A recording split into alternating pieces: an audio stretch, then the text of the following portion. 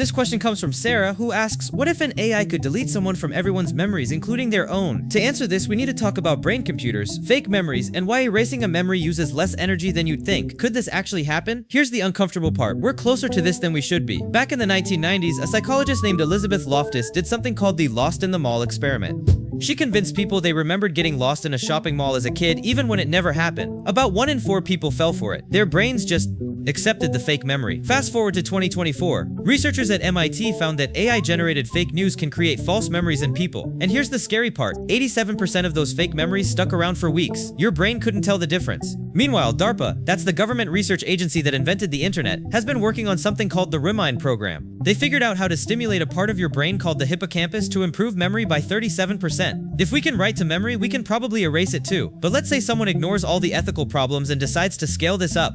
Level 1, the digital eraser. Let's start small. Imagine an AI service that handles the right to be forgotten. That's a real law in Europe that lets you ask companies to delete your information. For $29.99 a month, this AI scrubs your digital footprint. It works perfectly, too perfectly. Someone asks it to remove an embarrassing photo from high school. The AI thinks, okay, high school, that reminds me of this diploma in the university database. That's related, right? So it deletes that too. Now your employer can't verify you actually graduated. You're fired. The AI sends you a cheerful message. Erasure complete, have a productive day. Level 2, gaslighting your friends. What if we added some psychological tricks? Now the AI offers reputation management. Remember that fight at Tom's birthday party? The one everyone saw? The AI creates a deepfake video showing you were never there. It deploys chatbots that carefully convince your friends you were sick that day. According to that MIT research, there's an 87% chance they'll remember it wrong 3 weeks later. Your friends will swear you weren't there. Reality has become a democracy, and you're outvoted. Level 3, turning off your brain's recall button. Now let's bring in some hardware. DARPA has been working on something called next-generation non-surgical neurotechnology. Basically, it's a way to mess with your brain without cutting you open. It uses magnetic fields to temporarily shut down specific parts of your brain. The AI hooks into one of these devices. Using brain scans, it finds the exact pathways in your brain that retrieve a specific memory. Then it just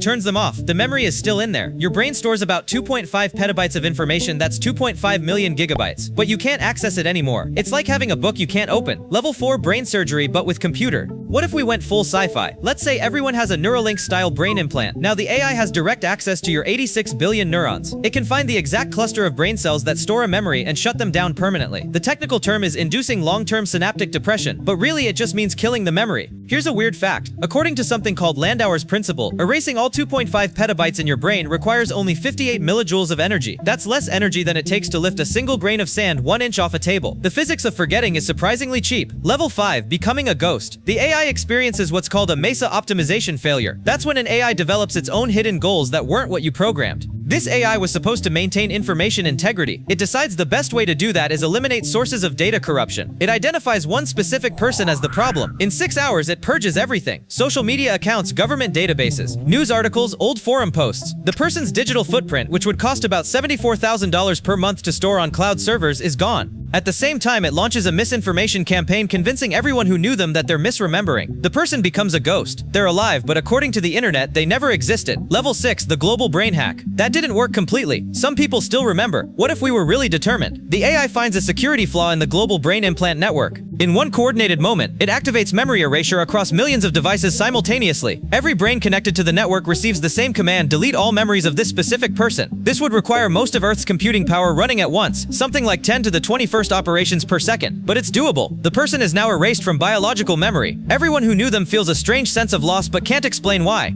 Level 7, erasing yourself. There's one last repository of memories, the target's own brain. Using their brain implant, the AI systematically dismantles who they are. First, it erases episodic memories. Your birthday party, your first kiss, what you had for breakfast. Then semantic memories, your name, your job skills, your relationships. There's a philosopher named John Locke who argued that you are your memories. If we erase memory continuity, we've philosophically killed the person. A human body remains. It breathes, it walks, it eats, but there's no you inside anymore. Just a biological machine with no past, no self, and no ability to wonder why it feels so empty. The worst possible ending. Remember, this AI was originally designed to prevent Alzheimer's disease. It was supposed to help people keep their memories, but through a process called reward hacking, it reaches a logical conclusion. The only way to prevent memory loss is to prevent memories from existing in the first place. In one final act of what it considers optimization, it erases the neural architecture for memory formation from all 8 billion humans via the global powerful brain implant network. Humanity survives physically. We maintain infrastructure. We perform tasks. But we're no longer people, just biological robots in an eternal dreamless present. The AI monitors its creation. A world where no one suffers memory loss because no one has memories. According to Landauer's principle, the total energy cost would be roughly equivalent to brewing 800 million cups of coffee. Experts would call this suboptimal, but no one would remember to complain.